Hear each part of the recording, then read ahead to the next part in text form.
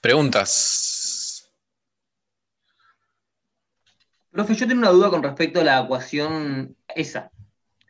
Eh, la parte izquierda no tiene unidades de metros, metros por segundo y la otra de metros por segundo, no, perdón, de kilogramos sobre segundo y la otra de kilogramos o de masa.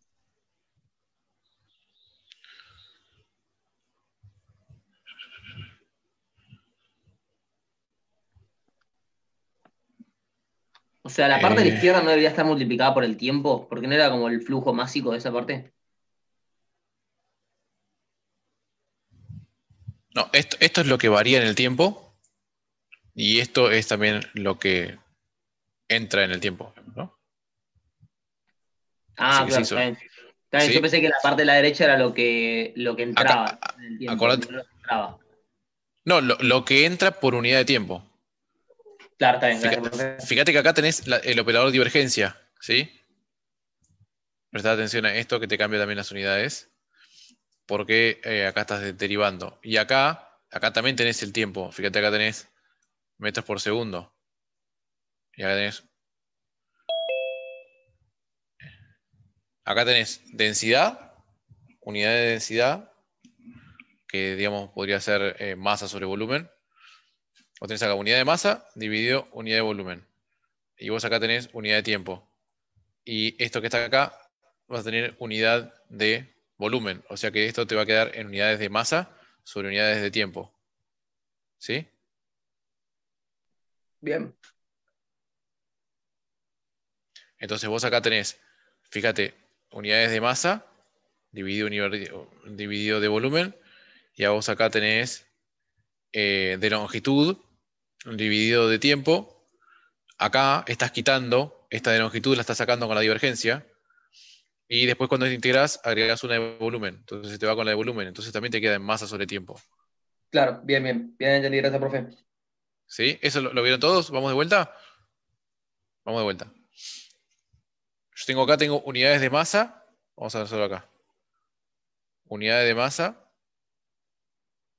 dividido unidad de volumen. Lo tengo en la densidad. Después en el tiempo tengo unidades de tiempo acá. Y después cuando integro, agrego acá otra unidad de volumen. ¿Sí? Me queda unidad de masa con unidad de tiempo. Y vamos de este lado. Unidad de masa dividido unidad de volumen. Acá unidad de longitud dividido unidad de tiempo. La divergencia me saca de longitud, porque tengo derivadas espaciales. Y después tengo volumen con la integral. ¿Sí? La divergencia, si está de longitud acá, la integral está de volumen acá. Entonces me va este con este. Y en los dos casos me quedan unidad de masa dividido unidad de tiempo. Igual está buena la pregunta porque obliga a pensar en esto, que siempre está bueno para ver que nadie haya metido la pata y que todo tenga sentido. Y también te ayuda a corregir cuando no se está haciendo un ejercicio o lo que sea. Siempre es importante verificar las unidades.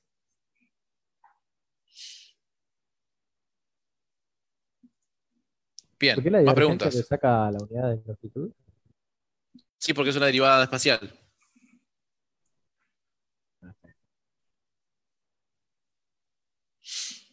Sí, además, fíjate que también me cambia la dimensión, porque esto que está dentro, esto que está acá es un vector, y esto que está acá es un escalar.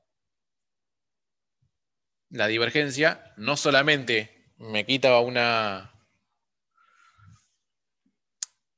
la dimensión de longitud, sino que me condensa un vector en un escalar, o un tensor en un vector. ¿Sí? Me baja un orden a mi matriz o vector.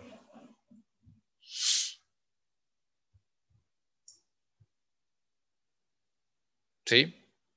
Sí, sí. ¿Se acuerdan cómo era la divergencia del vector B?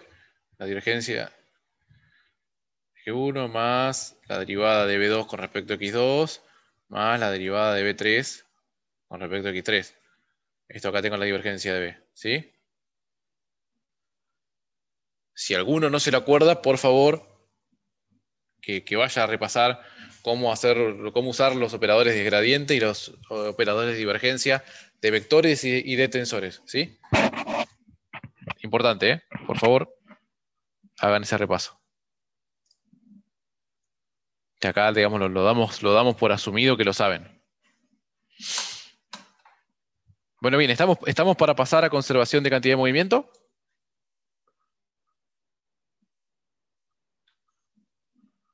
Bueno, el que calla otorga. Bueno, entonces, fíjense, acá de vuelta vamos con el mismo concepto y lo vamos a plantear de la misma manera. Vamos a tomar un volumen omega y vamos a tomar un contorno gamma, ¿sí? Y ahora, ¿qué es lo que vamos a ver? Lo que tenemos que decir es que sea cual sea siempre el sistema que nosotros decidimos para analizar o el pedazo de continuo que nosotros elegimos para analizar, lo que tenemos que ver es que la sumatoria de fuerzas sea 0, ¿sí? Si tenemos nuestro cuerpo en equilibrio, la sumatoria de fuerzas externas es 0. Entonces, ¿cómo pueden ser las fuerzas externas acá? Podemos tener fuerzas que estén actuando en el contorno, en el borde de lo que nosotros queremos analizar, o fuerzas que actúen sobre el volumen, como por ejemplo el peso.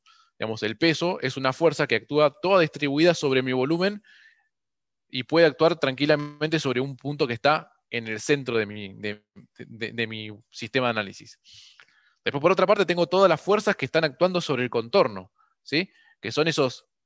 ¿Se acuerdan que vimos los vectores tracción cuando estuvimos hablando de tensiones? Y nosotros queríamos, por ejemplo, calcular la tracción en una cara y veíamos, bueno, cómo usábamos el tensor de tensiones, veíamos la dirección normal y teníamos el vector tracción. Y el vector tracción lo que me decía es cómo es la fuerza total aplicada por unidad de volumen sobre un pequeño diferencial. ¿Sí? ¿Eso se acuerdan? Sí. Tenemos tensiones, sigma por n igual T. Entonces, esto básicamente lo que me decía es que yo tengo un cuerpo y yo quiero analizar, por ejemplo, tengo un punto acá y lo corto así y me paro en ese punto. Voy a hacer zoom. Veo una cara y quiero ver cuál es la atracción que ejerce el resto del cuerpo sobre ese punto en las caras. Me fijo cuánto es la dirección normal y hago sigma por n y me da el vector tracción que está aplicado en esa cara, que es la fuerza que ejerce el resto del cuerpo sobre ese pedacito diferencial, sobre ese planito diferencial, y también, ¿por qué no? Digamos, la fuerza que ejerce el pedacito diferencial que yo estoy analizando sobre el resto de mi cuerpo. Por acción y reacción es lo mismo. Digamos, es uno es el opuesto de la otra. Entonces esa información es la que yo tengo contenida dentro del tensor de tensiones. Si se acuerdan, en cada punto el tensor de tensiones tiene la información de cómo son los vector tracción en todas las direcciones, es decir, en todos los planos que pasan por ese punto. Para saber cuál es la que corresponde a un plano en particular, le doy la normal de ese plano y me da el vector tracción. Y toda esa información está contenida en el tensor de tensiones, asociado a un punto. Bien, entonces ahora tengo estos vectores tracciones, ¿sí? Imagínense, tengo toda la superficie, en toda la superficie, todos los puntos de la superficie, yo puedo tener un vector tracción de una potencial carga aplicada sobre la superficie, ¿sí? En algunos lugares el vector tracción será 0, en otros tendrá algún valor definido, la dirección puede cambiar, en general no tengo ningún tipo de restricción en ese sentido. Y el tensor B, a veces el vector B son las cargas por unidad de volumen. Y estas cargas por unidad de volumen, en general se usa la B larga por body force, o fuerza de cuerpo. En inglés lo van a encontrar entonces con este vector B en muchísimos textos, digamos, en muchísimos libros los van a encontrar de esa manera. Entonces tenemos la fuerza de cuerpo, P, digamos que son las fuerzas por unidad de volumen o fuerzas por unidad de masa. Ejemplos puede ser el peso, el ejemplo más típico y más fácil. Pueden ser, digamos, de algún otro tipo de aceleración, o pueden venir de, no sé, partículas que estén cargadas electromagnéticamente dentro de un campo eléctrico. Bueno, hay muchos ejemplos. El más típico es el peso. Y la tracción, bueno, básicamente el contacto con otras partes de mi cuerpo o contactos con elementos exteriores, etc. Cualquier fuerza de contacto está contenida dentro de los vectores tracciones, ¿sí? Entonces, una vez que tenemos esta introducción, yo simplemente lo que tengo que escribir es la sumatoria de fuerzas. Entonces, ¿cuánto es la fuerza total generada por las fuerzas de cuerpo, las fuerzas por unidad de volumen? Es básicamente la integral de esos vector B en todo mi dominio, en todo mi cuerpo. ¿Y cuál es el total de la fuerza que está aplicada en el contorno? Es la integral en el contorno de todos los vectores tracción T. ¿Sí? Entonces, T son fuerzas aplicadas en el contorno. Entonces agarro y las integro en el contorno. Y B son fuerzas por unidad de volumen que actúan en el cuerpo. Entonces las integro en todo el cuerpo. Ya está, qué fácil. ¿Sí? Entonces, con esas dos integrales, yo tomo cualquier volumen de mi cuerpo y ya escribí, digamos, haciendo esa integral, ya escribí la sumatoria de fuerzas para un cuerpo cualquiera. ¿Sí? Esto vale para todos y de acá para adelante todo lo que sigue es solamente matemática. ¿Sí? No hay ninguna hipótesis, no hay nada nuevo. Entonces, sabemos que tenemos nuestro tensor de tensiones, sabemos que T es igual a sigma por n, entonces eso lo vamos a colocar acá. ¿Sí? Este segundo término, ponemos sigma por n y lo ponemos acá. ¿Bien? Bárbaro, hasta acá nada nuevo. Fíjense, no hice nada nuevo, hice una sumatoria de fuerzas revoluda y agregué el tensor de tensiones. Ahora, de la misma manera que yo hice antes, ¿se acuerdan que tenía B escalar n? Y lo tenía integrado sobre el contorno y lo pasé a integrar en el volumen. Bueno, ahora hago lo mismo. Yo tengo sigma escalar a n en el contorno y aplicando el teorema de la divergencia, ¿a qué lo paso? A la divergencia de sigma integrada en el volumen. ¿Sí? Lo único que hice es usar el teorema de la divergencia y paso de una integral en el contorno a una integral en el volumen. Ya está. Y ahora como tengo dos integrales en el volumen, las sumo. ¿Sí? Lo sumo.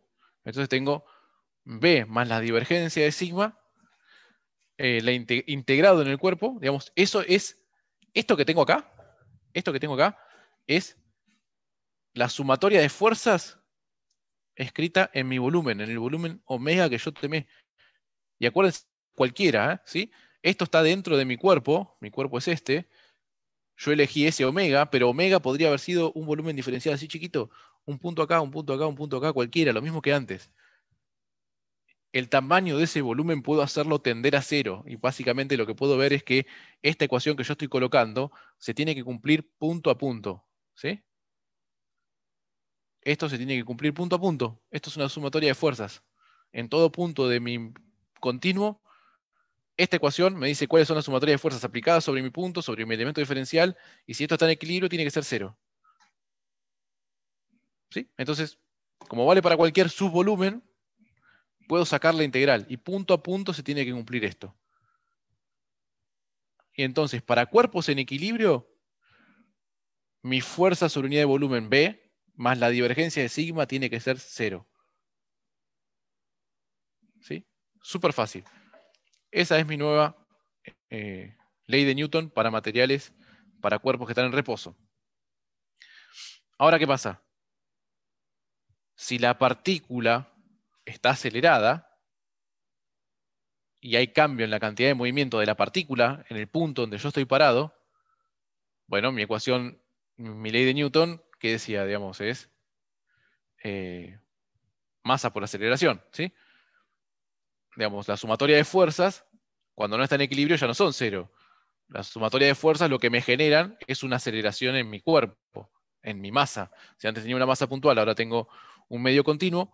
Ahora mi masa por aceleración se convierte en densidad por aceleración, porque yo estoy viendo un punto, ¿sí? Y bueno, ¿y qué es lo que pasa? Por ejemplo, si yo digo que esta fuerza de cuerpo, si yo quiero decir que es la acción gravitatoria, y bueno, acá me estoy yendo de una cosa más general, en donde podía poner cualquier fuerza, y digo, bueno, voy a considerar solamente la gravitatoria. Bueno, ¿cómo me queda? Me queda ρ por g. Entonces, fíjense, me queda ρ por g más la divergencia de sigma es igual a ρ por la aceleración. Y esa es mi ecuación de conservación de cantidad de movimiento para medios continuos.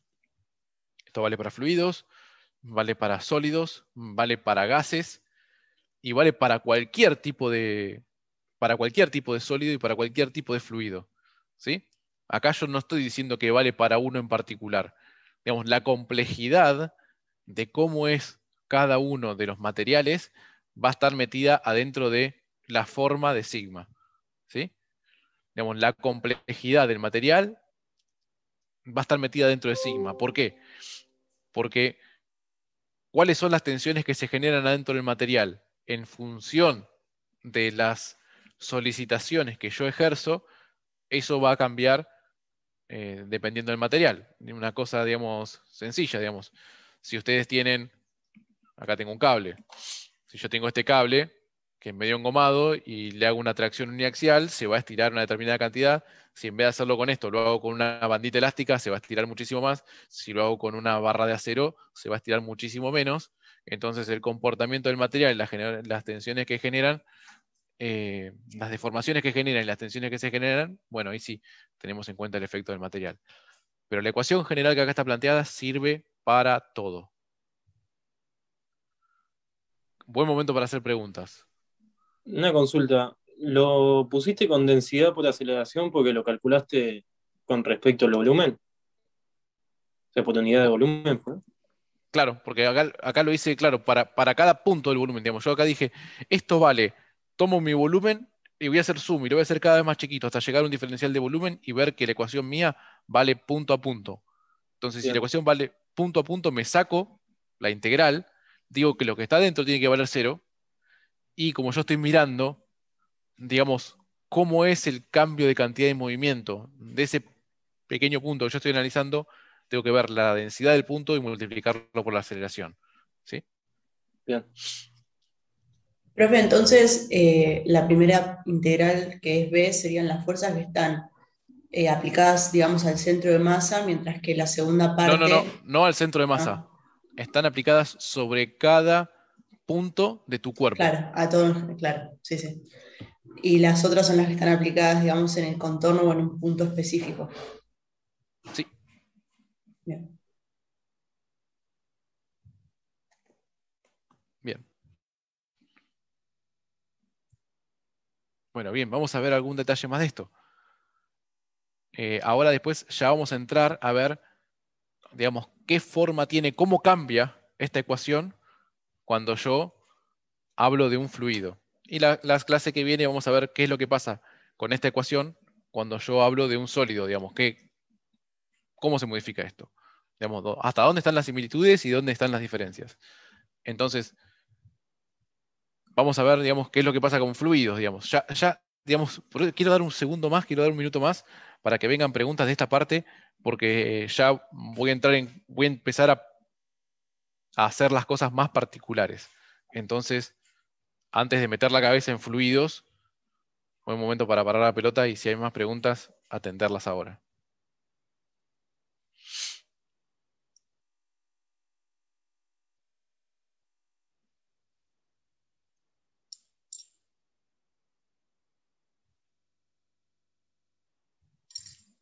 Bueno, bien. Seguimos entonces. Vamos con fluidos. Bueno, un fluido. Una definición de fluido es una porción de materia que no va a dejar de formarse si yo le aplico esfuerzos que no sean homogéneos. ¿Sí? Una definición capaz que poco intuitiva o bastante estricta o llevada al lenguaje matemático. Digamos, una cosa que yo puedo imaginar es que un fluido yo le aplico una tensión de corte y no va a dejar de deslizarse, digamos. La separación entre dos capas de fluidos puede hacerse infinita, ¿sí? No pasa como un sólido que tiene que mantenerse unido de alguna manera. Entonces, aplico esfuerzos, si los esfuerzos no son homogéneos, es decir, por ejemplo, yo no estoy haciendo una compresión, si yo no estoy haciendo una compresión que haría que todo siga en la misma posición, la materia empieza a deformarse y no para de deformarse. ¿Sí? Acá estamos haciendo justamente este ejemplo, ¿no? Si yo aplico esfuerzos cortantes, la deformación del fluido es indefinida, ¿sí? Y no continúa generando más tensiones por más que la deformación siga creciendo, ¿sí? Todo esto se mantiene mientras la carga externa siga accionando.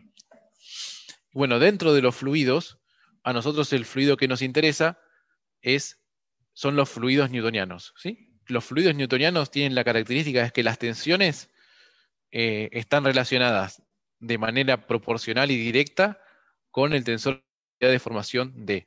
Si se acuerdan, el tensor de deformación de velocidad D era el análogo al tensor infinitesimal de pequeñas deformaciones. Era 1/2 del gradiente de B más el gradiente de B traspuesto. ¿Sí? Y, digamos, la constante o el parámetro que me indica la relación entre las tensiones y la velocidad de deformación D es la viscosidad, ¿sí? Entonces, yo tengo, fíjense, la viscosidad D me establece una relación entre el tensor D y las tensiones. Y esa relación es lineal. Pero además de eso, digamos, las tensiones se completan con otra componente que es la componente de presión, ¿sí? Las tensiones totales tenemos una componente de presión, que yo tengo menos P por la identidad, básicamente lo que tengo es esto, menos P, menos P, menos P, todos los demás son ceros, más 2 veces mu por D, que el D, como ya les dije, era la componente simétrica del gradiente de velocidades. Eso es el perfil que tienen las tensiones en un fluido newtoniano. Un fluido newtoniano son la mayoría de los fluidos con los cuales nosotros vamos a trabajar. ¿Sí?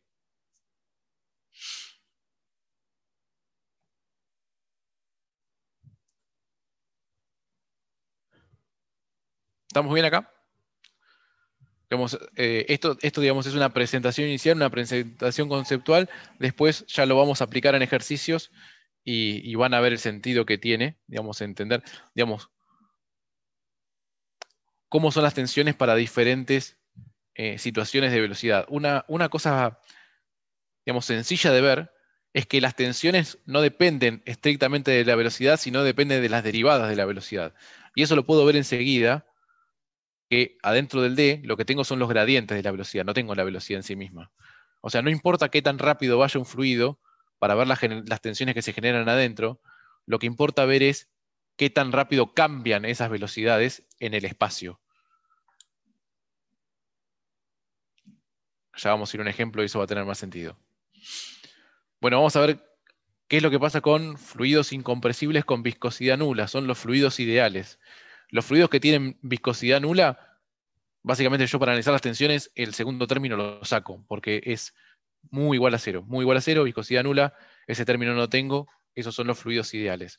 Los fluidos ideales son un subconjunto de los fluidos newtonianos.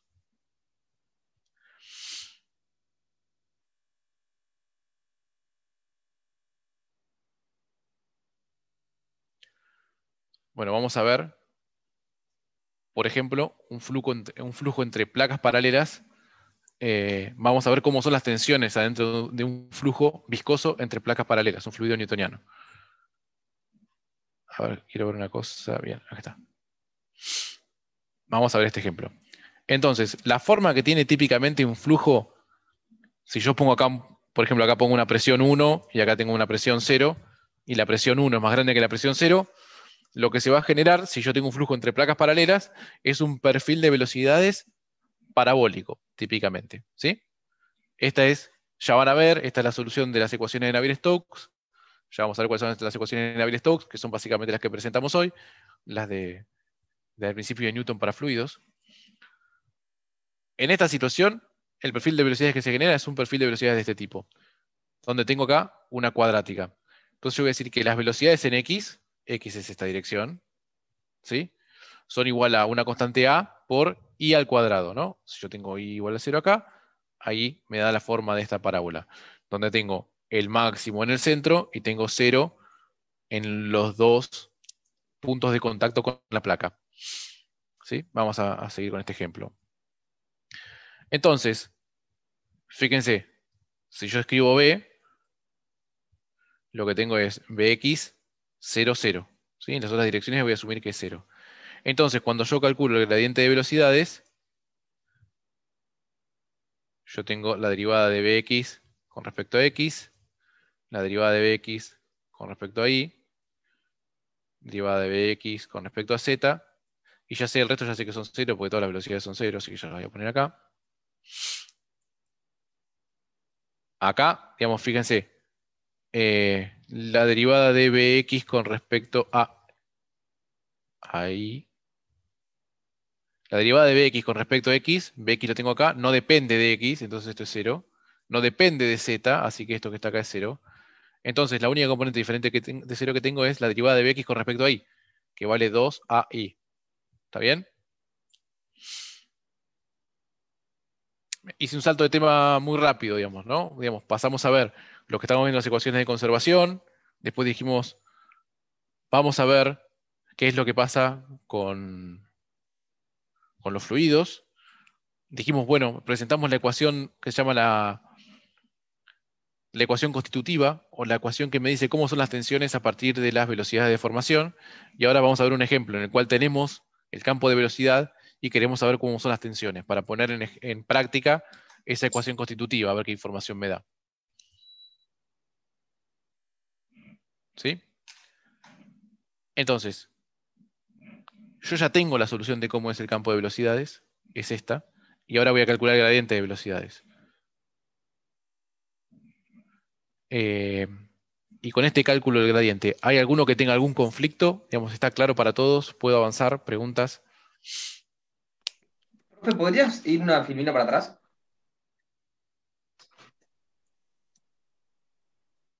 Está. ¿Por qué se dice fluidos incompresibles a la presión no la tomás como 0?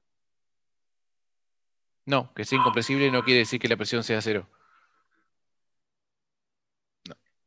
Digamos, que sea incompresible es que no importa la presión que vos le pongas, no va a cambiar de volumen, por ejemplo. Claro, está bien. Está bien. Gracias, profe. De nada. Bueno, entonces, vimos recién cómo calcular este gradiente, como la única velocidad que tengo diferente de 0 es la velocidad en x, que es la fila de acá arriba, y solamente depende de y, entonces me queda solamente este término que tengo acá. Para calcular el tensor D, como dijimos, es el gradiente de B más el gradiente de B traspuesto y lo divido por 2. Entonces mi gradiente B tiene esta forma que tengo acá, ¿sí? Me quedan estos dos términos extradiagonales y me queda A por I. Entonces, para ver el tensor de tensiones, fíjense, el tensor de tensiones me queda menos P, menos la presión por la identidad, más 2 veces mu por el tensor D. Entonces, la presión yo inicialmente no la sé. Entonces, por ahora no me voy a preocupar. Lo que sí sé es que esta presión me van a generar tensiones en la diagonal. No me van a generar tensiones de corte. Me van a generar solamente tensiones diagonales. Tensiones de compresión o de expansión. En algún caso loco podría pensar que sea así. Entonces, las tensiones de corte. Miremos el dibujo y miremos lo que tenemos acá. A ver qué me quiere decir. ¿En dónde son máximas el módulo de las tensiones de corte?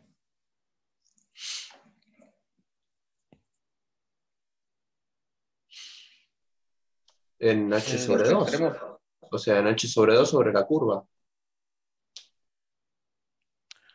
A ver, tengo dos. Vos decís, vamos a poner acá los puntos. A, acá en el medio. B, acá arriba. Y este también es un punto B de alguna manera, ¿no? ¿Sí? Entonces lo voy a poner en el chat, ¿no? Vamos a usar el chat, así pueden votar todos. Escriban, digamos, si ustedes piensan que las tensiones de corte son máximas en A o en B.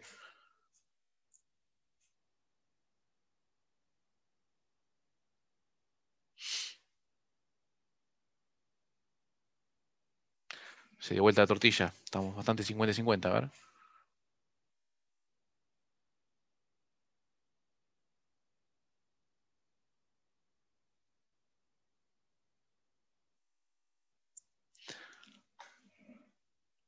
Bien, bien, bien. Me gusta la participación. Me gusta la participación. Entonces vamos a verlo, ¿no? Entonces fíjense, primero vamos a verlo desde el punto de vista matemático. Yo tengo i igual a 0 acá, ¿sí? En el punto del medio. Tengo i igual a 0 acá. Entonces, ¿qué es lo que pasa? Donde i es 0, yo vengo acá, pongo 0 y no tengo tensiones de corte. En el punto del medio no tengo tensiones de corte. Ahora, ¿qué es lo que pasa en este punto de acá y en este punto de acá? Bueno, tengo H sobre 2 y menos H sobre 2. Entonces acá me aparece A por H sobre 2, por ejemplo. Y acá lo mismo, A por H sobre 2. ¿Sí? Entonces claramente las tensiones de corte ahí son más grandes. Podría haber puesto algún punto en el medio, pero bueno, no tendría mucho sentido, digamos, agregar más opciones a la pregunta. Entonces, si se acuerdan, lo que yo había dicho en un principio es que las tensiones que yo voy a tener en el fluido no dependen directamente de la velocidad. Digamos, porque fíjense que las velocidades son máximas en el medio, pero mis tensiones no me dependen de la velocidad, me dependen del gradiente de velocidad. Es decir, en los lugares donde la velocidad cambia más rápido espacialmente, es donde yo voy a tener mis máximas tensiones de corte. Entonces, sin saber ninguna cuestión matemática, si yo doy un perfil así, digamos, en los lugares donde tengo el gradiente más grande, donde tengo las derivadas espaciales más grandes, en este caso es en los bordes, y entonces en esos bordes es donde yo voy a tener las tensiones más altas. ¿Sí? Entonces, donde yo tengo cambios de velocidades más pronunciados, tengo mayores tensiones de corte en mis fluidos viscosos. Bien hasta ahí.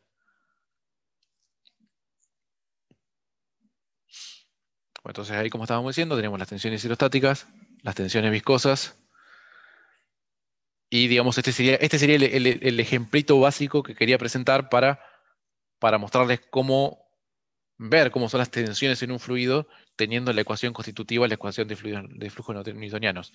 Pero lo primero que quería preguntar es, especialmente para los que pusieron en el chat la A, si entendieron por qué las tensiones máximas están en la B.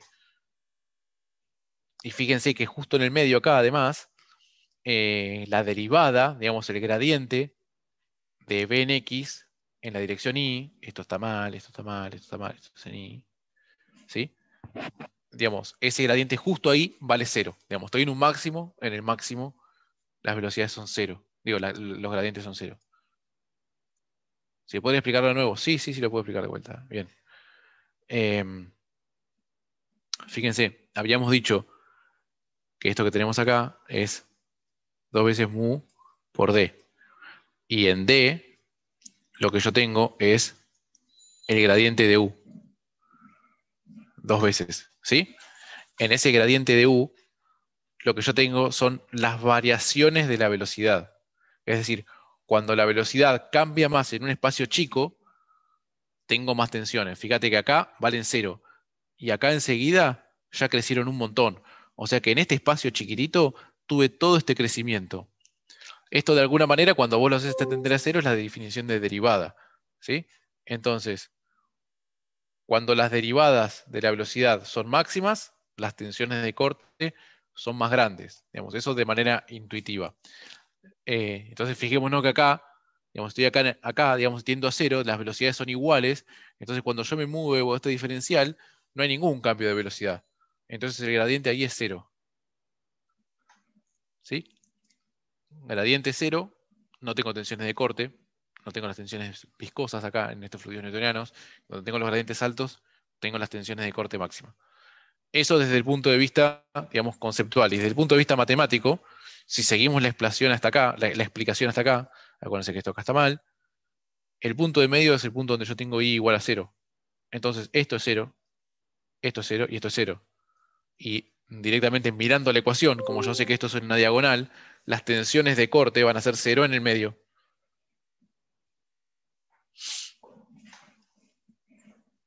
Bien. Bien, entonces estamos todos arriba del barco, nadie está quedando afuera.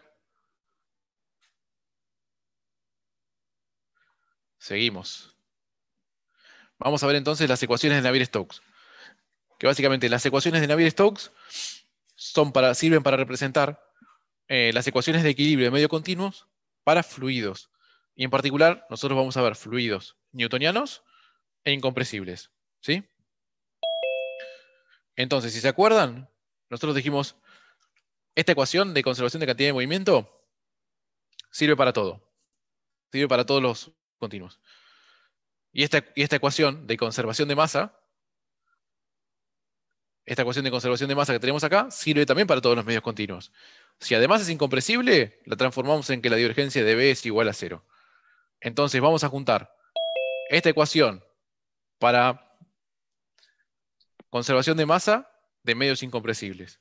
Le vamos a agregar esta ecuación que nos permite entender el comportamiento de todos los medios continuos, digamos la primera ley de Newton para todos los medios continuos, y después le vamos a agregar este tercer ingrediente que es qué pasa si los materiales son fluidos newtonianos. Digamos, cómo cambia esa ecuación, cómo se particulariza. ¿Sí? Entonces tenemos esos tres ingredientes. ¿Para qué sirven las ecuaciones de Navier-Stokes? Bueno, sirven para resolver en mayor medida todos los problemas que uno puede llegar a encontrar de flujos en ingeniería. Digamos, podemos estudiar la aerodinámica de un auto o de un avión. Mira, acá incluso no agregué una foto que tengo nueva, que hay un egresado de la Facultad de Ingeniería que está trabajando en un proyecto de la NASA, diseñando mejoras en alas de aviones, ¿sí? De aviones comerciales. Así que, digamos, son cosas que ustedes pueden llegar, digamos, y donde todo lo que vemos acá es muy relevante. Esto que tenemos acá es, por ejemplo, un estudio del flujo en las arterias del cuello, que es un tema en el cual yo trabajo muy activamente, y esta información sirve para sirve primero que nada para entender por qué se desarrollan enfermedades en las arterias del cuello, y en segundo lugar, hay muchos indicadores que va a tener valor clínico, que este tipo de simulaciones se van a usar para ver cómo indicadores del flujo sanguíneo pueden llevar a que el médico tenga una decisión de que te haga algún tipo de intervención o te cambie los medicamentos que te da para evitar que los problemas se sigan desarrollando. Bueno, y acá otro ejemplo que tenemos es, por ejemplo, la circulación de fluidos. En este caso, esto era, creo que un recipiente encamisado, pero bueno, la verdad que este ejemplo no me acuerdo bien. Ya lo agregué hace un tiempo, no me acuerdo bien de qué era. Hay que ser honestos también. Entonces, como dijimos, punto de partido. Tenemos conservación de masa, conservación de cantidad de movimiento y la ecuación constitutiva de fluidos. Entonces, vamos a partir por la ecuación de conservación de movimiento. Si nosotros nosotros naturalmente, cuando trabajamos con fluidos, vamos a trabajar en una descripción espacial, una descripción euleriana. Entonces, cuando nosotros tenemos la velocidad, nosotros vamos a tener la velocidad de un punto en el espacio. Vamos a ver la velocidad de la partícula que está pasando por un determinado punto del espacio. Entonces, si yo quiero ver la aceleración, lo que yo tengo que hacer es usar la derivada material, porque acuérdense que la aceleración es el cambio de velocidad de la partícula. Y para ver el cambio de velocidad de la partícula yo tendría que usar las coordenadas materiales directamente, o, bueno, en este caso, yo puedo ver la aceleración utilizando la derivada material, donde tengo uno de los términos que me indica cómo varía la velocidad en el tiempo, y el otro término es cómo varía la velocidad de la partícula por moverse a un punto del espacio que tiene una velocidad diferente. ¿Sí? Son estos dos términos, un término, digamos, de derivada temporal local, más un término que muchas veces llamamos de convectivo, digamos, es que la partícula se está moviendo a un lugar donde la situación es diferente. ¿Sí? Entonces, de esta manera, mi término en lo que es la parte de la divergencia de sigma, bueno, ahí lo que voy a poder usar mi ecuación constitutiva, porque ahora sigma ya no es más sigma un tensor de tensiones abstracto. Tiene forma y está relacionado a las velocidades de deformación de mi fluido. Entonces directamente acá puedo poner P por la identidad más 2 veces mu por la densidad. Bueno, el menos, que primero me lo había olvidado, pero después por suerte lo agregué. La divergencia de menos P por I, la divergencia es un operador lineal, entonces adentro tengo dos sumandos, la puedo primero hacer un término y después el otro, ¿sí? Y después sumar los dos. Entonces la divergencia de menos P por I es directamente igual a menos el gradiente de P. ¿Sí? Esto se puede demostrar. Si quieren, trabajenlo ustedes. La divergencia de menos P por la identidad es igual a menos el gradiente de P. Y el segundo término lo puedo separar en dos componentes, ¿sí? Tengo que hacer la distribución acá, y entonces me queda mu por el laplaciano de B más mu por el gradiente de la divergencia de B. Como la divergencia de B es 0, este término me lo saco de encima y me queda solamente el término de mu por el laplaciano de b. Este término, de alguna manera, es cómo se difunden las velocidades adentro de un fluido. Digamos, como una partícula, por ejemplo, que va muy rápido, cómo intenta arrastrar a las demás que tiene alrededor. Digamos, ese sería, digamos, una manera de ver ese término. Entonces, lo que tenemos que hacer es la divergencia de sigma. Acuérdense que tenemos menos el gradiente de P, más el término de difusión de la velocidad, que es mu por el gradiente, por el nabla cuadrado de la velocidad, más las fuerzas de cuerpo, que en este caso la estamos considerando ρ por g, pero podría ser, como ya habíamos dicho en algún otro ejemplo más complicado, fuerzas que puedan ser electromagnéticas o de alguna otra naturaleza. Y todo esto es igual a ρ por la aceleración de la partícula, donde la aceleración a su vez tiene dos términos. Tiene un término de convección y un término del cambio de la velocidad con el tiempo. ¿Sí? Entonces, vamos a ver lo importante. La matemática de cómo llegué a esto no me importa. ¿Sí? Por ahora no me importa. Ustedes pueden hacerlo. Lo importante es el punto de partida. ¿De dónde parto yo? De saber que la divergencia de B es igual a 0. ¿Por qué? Porque esta es la conservación de masa de un medio continuo incompresible. Tengo la ecuación de conservación de cantidad de movimiento. Ya vimos el origen de esta ecuación. Básicamente lo que me está diciendo es la sumatoria de fuerzas es igual a el cambio de la cantidad de movimiento del punto que yo estoy analizando. Y por otra parte, el tercer ingrediente es la ecuación constitutiva, la relación entre las velocidades de deformaciones y las tensiones. Si yo agarro, junto todo eso y lo trabajo matemáticamente un poco, que no es nada complicado, lo pueden ver en el apunte está muy detallado esto, en el apunte de Nicolás, que hizo Nicolás Bioca. Al resultado que yo llego es esta ecuación que tiene estos cinco términos que tienen un sentido físico que es bastante... Cuando hagan algunos ejemplos van a ver el sentido que tiene, digamos, van a ver el comportamiento que introduce, por ejemplo, tener un gradiente de presión en el fluido. Profe, no entendí el término de convección. El término de convección es...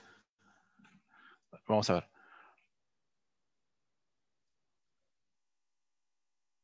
Vamos a verlo sobre este ejemplo, mira.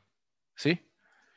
Fíjate que vos tenés, en este punto tenés partículas que van sobre esta línea que van mucho más rápido que esta acá. ¿Sí? Entonces, imagínate, si vos tenés una partícula que de alguna manera se está moviendo en esta dirección, imagínate que esto hubiese sido así, en esa pequeña dirección. Esta partícula que en un instante estaba acá y en otro instante está acá, digamos, por moverse acá, por ir a ocupar una posición en el espacio que tiene una velocidad mucho mayor, la partícula está sintiendo una gran aceleración. Por más que si vos sacás una foto, en el tiempo la solución que vos ves en el espacio no cambie. Por más que en el tiempo la solución en el espacio que vos veas no cambie, si la partícula se está moviendo desde una posición que tiene una velocidad más chica a una posición que tiene una velocidad más alta, la partícula está sintiendo una aceleración. ¿Sí? Bien. No te convencí. O sea, que es como más parecido a cuando veíamos, no sé, velocidades relativas, que vos tenías una velocidad, no sé, del agua, y un bote que tenía su velocidad, entonces tenías la velocidad del bote más la velocidad del agua, digamos. Sí, ni. Vamos a poner otro ejemplo, ¿sí? Vamos a poner otro ejemplo. ¿Se acuerdan el ejemplo que usé con el campo de temperaturas? Es bastante típico. Vamos a ver, veamos cómo es la convección de temperaturas. Es así, ¿sí? La velocidad por el gradiente de temperaturas, ¿sí? Entonces, imagínense, yo voy a pintar. De este lado hace más calor, por eso lo pinto de rojo. Y de este lado hace más frío, por eso lo pinto en celeste. ¿Sí? Entonces, imagínense una partícula que viaja así. ¿Sí? Entonces, si yo saco una foto en el tiempo, el campo de temperaturas que veo es siempre el mismo. ¿Sí? Es decir, en este punto hace 50 grados. Y siempre va a ser 50 grados. ¿Está bien? Y en este punto hace 10. y siempre hizo y siempre va a ser 10 grados. Entonces, por más que yo siempre la foto que saque me va a mostrar en el mismo punto del espacio la misma temperatura, esta partícula que se está moviendo desde una zona fría a una zona caliente va a sentir un cambio de temperaturas. ¿Sí? Y eso va a estar reflejado en este término convectivo. Tengo la velocidad por el gradiente de temperaturas. El gradiente de temperaturas tiene esta información de cómo cambia la temperatura donde la partícula se está moviendo. Entonces el cambio de temperatura que va a sentir esta partícula va a ser la derivada de la temperatura con respecto al tiempo, la derivada material, va a ser este término de V por el gradiente de la temperatura, más el cambio que siente por el cambio temporal. Nosotros acá dijimos que esto era cero, digamos, dijimos que donde estaba 50 iba a ser siempre 50, donde era 10 siempre va a ser 10. Eso podría no ser así, podría estar cambiando en el tiempo. Ese cambio en el tiempo lo veo reflejado en este segundo término. Y el primer cambio, el cambio que se debe a la convección, a lo que siente la partícula por estar moviéndose en un campo que no es homogéneo y que tiene una distribución de temperaturas diferentes, ese es el cambio de temperatura que siente la partícula. Ahora, ¿qué es lo que pasa cuando yo, en vez de pensarlo en temperaturas, lo veo en velocidades? Bueno, ya es un poco más difícil de ver, porque no es que yo solamente lo pinto como un color como acá, porque no es un escalar. Ahora son vectores, ¿sí? Entonces, imaginándolo como habíamos hecho antes, vamos a ver si me sale esto. Oh, mira qué bien. Yo puedo tener de este lado que el flujo se está moviendo, por ejemplo, así. Se está moviendo así despacito. Y acá se está moviendo así mucho más rápido. Y entonces, si la partícula verde estaba yendo acá y siguió este camino por acá, digamos, por más que la partícula que pase por acá siempre vaya a 50 km por hora y la partícula que está acá siempre vaya a 10 km por hora, como esta partícula pasó de la posición que se movía a 10 a la posición que ahora se mueve a 50, esa partícula está sintiendo una aceleración. ¿Sí?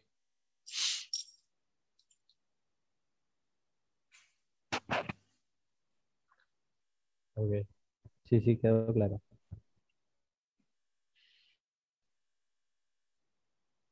Bien.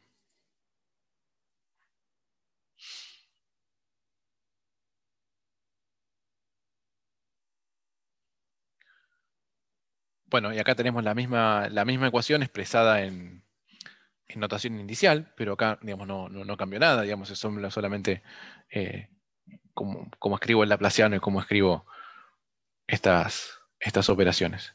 ¿Sí? Acá tengo un ejemplo más, pero este ejemplo va a tomar bastante tiempo y creo que va a ser un poco más compleja la cosa y lo voy a dejar para la clase que viene. ¿Sí? En la clase que viene vamos a arrancar con esto como repaso y después vamos a pasar a la parte de sólidos. ¿Sí?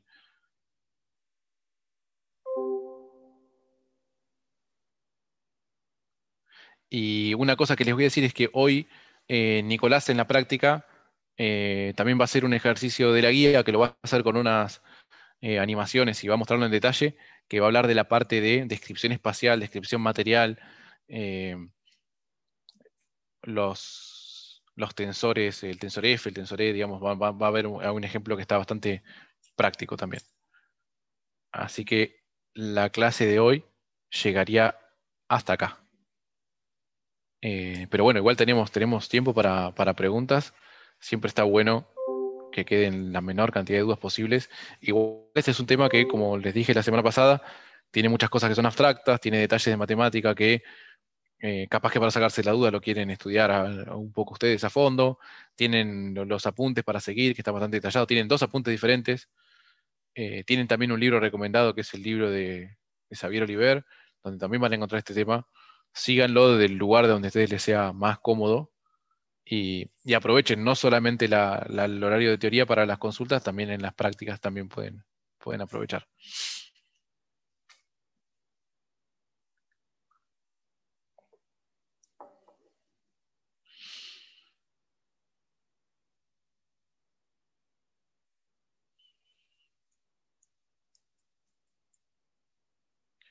Bueno,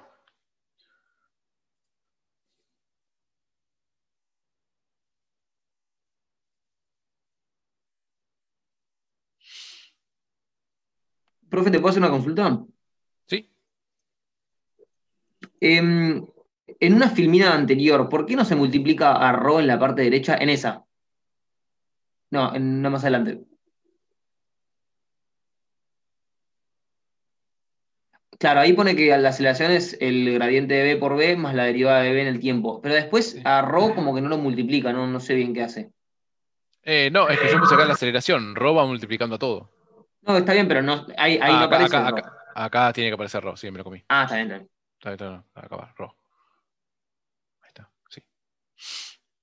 Sí, un error cuando hice la filmina me salté el Rho. Pero sí, va, por supuesto. Bien. Gracias por la observación. Gracias por estar atento. No.